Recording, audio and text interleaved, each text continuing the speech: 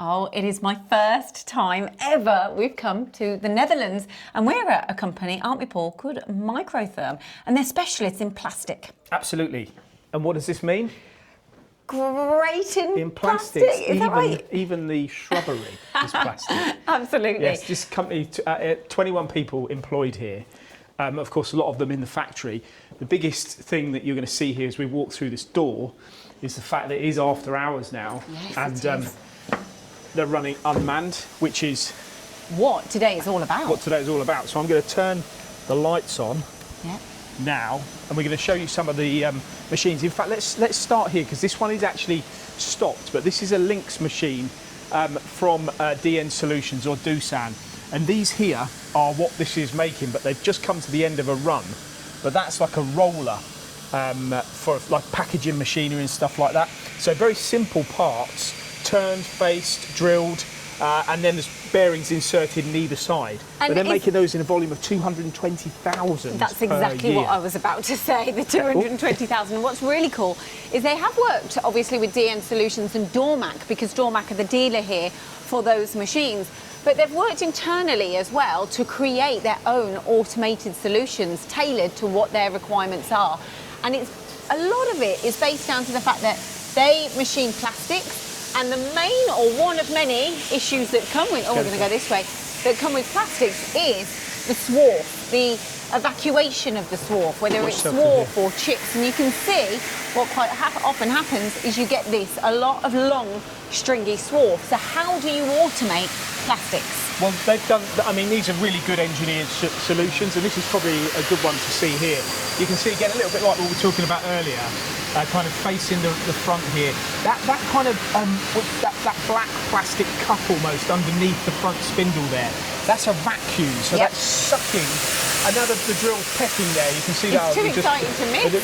When the drill comes in, and this one will, or this four in there, but basically all of that swarf that is coming off that plastic part is actually being sucked into that that black cup almost, like, so it doesn't get caught up around the part. It doesn't really get, you still get a couple of bits around the turret, but essentially very few. So it's removing the swarf at source, and I don't know if you can come back from it, but what's really cool is you can see that black cup that goes through this tubing.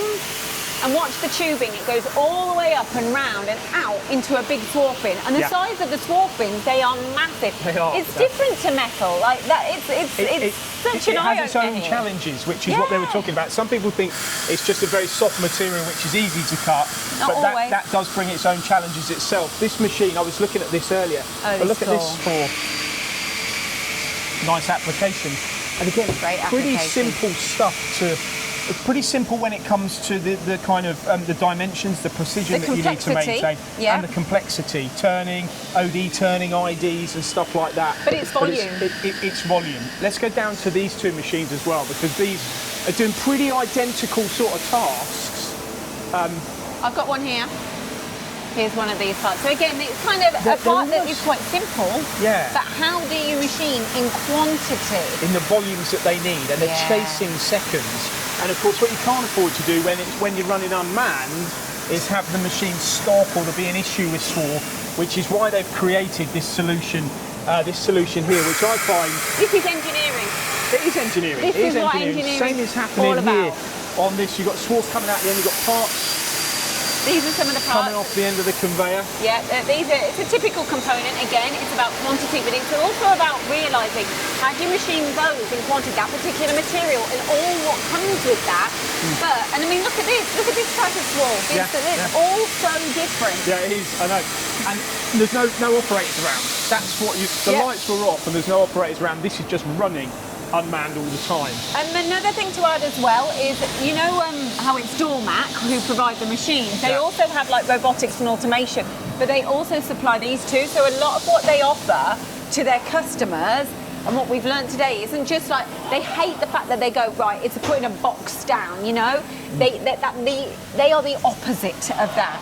It's a full solution. I love these. Again, we don't really know what this is actually for. You were trying to guess earlier, I was trying to guess, and I was thinking it's some kind of housing that might hold electrical parts, motor housing or something. You were talking about assembly as well earlier, and they've made their own way of automating the assembly as well, don't they? Their own fixturing solutions. Yeah. Now, but this is the big reason that we're actually here, because this is an installation that came in, I think it was in February or March this year. Might have even been before that. No, in fact, it was before that, because by February or March, this was running up to 120 hours per week, which was the mission. So this was supplied by Dormac in association, of course, with DN Solutions and ROBOJOB, and this was about unmanned running. Yeah. And you've got a tower. We'll go around the back in a minute to see it. But firstly, inside the DVF here, you can look. You can see. Well, they're actually measuring the billet at the moment, measuring the stock material. Well, that's what he was saying, is the machine self-calibrates, so it allows them to be able to do the lights out run. So they're doing it, working on all the offsets, so you are able to get that lights out overnight running continuously. Oh, I love that. Can you see that? They can do full 5-axis simultaneous machining on here, which gives them another option now with their customers. But one of the challenges when you're machining unmanned to that degree with no one around is making sure that every part that comes off is right. Making sure that if tools break, you can check the tools. What I thought was interesting here was this machine's only got 60 tools. Now, when you look at the amount of pallets that they've got in the ROBOJOB, you would normally think, okay, so I'm going for a lot of pallets, I'm going to need a lot more tools. Yeah. But of course, the materials that they're cutting are, not so challenging as metallic parts. So therefore, you might not get as much tool wear. So you don't necessarily need, sister tooling and stuff like that. Just before you just go round, I'm sorry, but we all came here and it says Grill Solutions Premium Quality Authentic Taste, and it's so lovely because the team, when they've installed all of this, they wanted to celebrate, and I think you don't hear of it. Like, it's so rare that you hear of that. They were like, no, we've installed it, it's going to be a success, it's going to change this company, and so we want to make a deal of it there. So they put all food on, they had music, and they did beer, and even Joe was holding the camera. He was like, with their Richmond sausages, because they're his favourite sausages. No, we're in the Netherlands. Now here we have, this is the ROBOJOB Tower. I think it's 28. 28. I think it's 27, but then there's another one for the pallet that is feeding the machine. And you've got finished parts in here.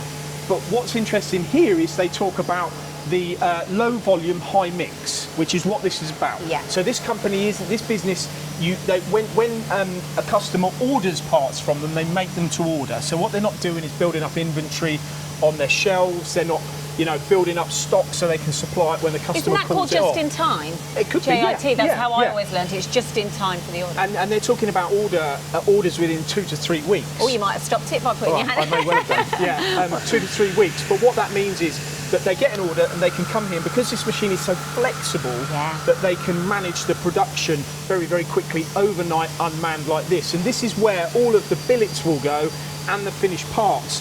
But if we go back round, maybe we can come back to here. Just to this angle to see. Okay, we can see here. This is where they're changing like the grippers and the... so you've got a 0-point system in the machine for your fixturing. So all billet sizes are different, so it doesn't necessarily mean the same vise is going to work in conjunction with the right part. So you need to change the fixtures as well, you need to change the grippers, you need to change the air systems that go with it. And all of that is controlled by the central system. So it means it doesn't matter whichever operator it is in here, they don't need to be, they need to be familiar, but they don't need to be, should we say, multi-skilled to be able to come here and run this lights out. Even if this makes a tool breaks, it would just jump to the next job. Yes. And the biggest thing is, this is not about width, it's about height. Like you, because you're tall. And I'm not about here... width, I'm about height. And that was a fact that we got out in the podcast we did earlier, that in Holland, they're the average tallest men in the world at 6 foot. So the average man in Holland, a bit like me, absolutely. Just a quick one. What I found quite interesting, if you turn around and you see all the machines that we have behind us, he was saying in the day shift, this machine will handle a lot more than all of these machines together. Look at the footprint size of all of this. Yeah. Of course, it takes time. And then this whole cell, and you don't have as many challenges with milling with the swarf as you do with the turning. So they haven't had to introduce some of the kind of extraction systems on this. Swarf fall away, the DVF's got plenty of space around it. But it's quite interesting to see and hear that, because what it's done is it's prompted them to actually want to put another machine next to this, which can be fed by the ROBOJOB. I think that was part of the original plan, like the utopia, but it is actually about taking those leaps and working, where are we now? How does it work? How can we schedule? And he even said how much capacity this is open, because financially he can quote for better work, so it helps there. Yeah. It also allows them to quote for more work. So it's just plus, plus, plus, plus, but it has taken them time to get to this situation, hasn't it? And they're not finished yet. They're not finished yet. They're in an education cycle. Baz made that clear earlier. The combination of DN and Dormac is obviously fabulous here in Holland. The fact they've got the support of a local distributor with a lot of service engineers, because these guys need their hands holding. They need to know, you know, that they've got application support and service support. So it's all been part of this. And actually, let's go back this way, because on the way out, we've been told we haven't got much time here. The lights are going to go out. Where was those pieces of? I was going to show you these. Here was another piece actually. These. Yes. This is actually. They're from over there, aren't they? These are put together and then they're bolted together and then machined. But originally, the lady told me on here earlier that they were glued together. No. They were cheese as well. It's basically they were bolted, so you can, when you're retrofitting them onto the original component, you can put them together. Yeah. Other parts. Again, fairly simple components, but in very, very high volumes. So that concludes this tour here in the Netherlands of Microtherm, and we're going to turn the lights out and go home. But guess what? Turn the lights off. That machine is still working. Still running.